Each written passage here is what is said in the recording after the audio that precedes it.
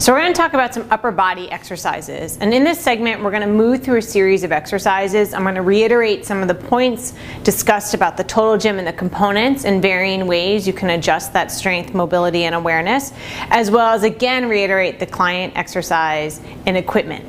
So from here, let's say you're seated forward. The first exercise you can start with is just a general low chest press or alternating shoulder flexion. You can start with just a basic short lever. Remember, things that you can do in this position are self-spot with the feet on the ground. You can move from a short lever unilaterally to bilaterally. Remember, where that stationary arm is will also affect the stabilization of that stationary arm in terms of the shoulder blade. So you might have that focus of your intention be, I really want to have this arm stay out. There you go, and just move just the left arm. You might have that as your focus is really the right shoulder, or you can have both moving simultaneously. You can take it from a short lever, so you're going to come on back and just do straight arm, straight up and down, and move it to a long lever. Transitioning in this position, you can go right into a chest press. Now, things to note about the chest press are maybe where your pulley pin placement is. Usually when it's on this inner middle position, you satisfy a lot of your patient clientele.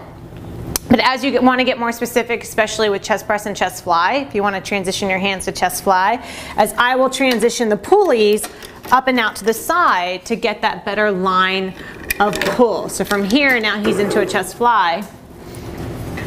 And now he's a line of pull that accommodates more that of the chest line. You can do up, you can do incline, decline. You set the intention, but know how you can smoothly move from one exercise to the next. I'm going to bring the pulleys back into position. I'm going to have his feet on the floor. I'm going to leave him at that higher level. And we're going to transition to an overhead tricep press.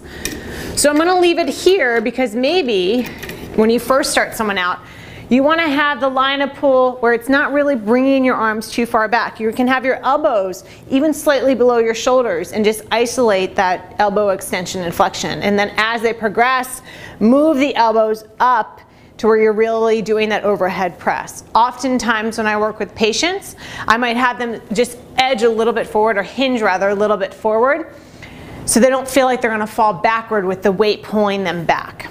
In this position, I'm going to have you bring your elbows down to more where you might start someone off. You can go back into an alternating to a static equilibrium, or just doing one arm at a time. So those are just a few exercises you can do seated forward to efficiently and effectively flow from one exercise to the next.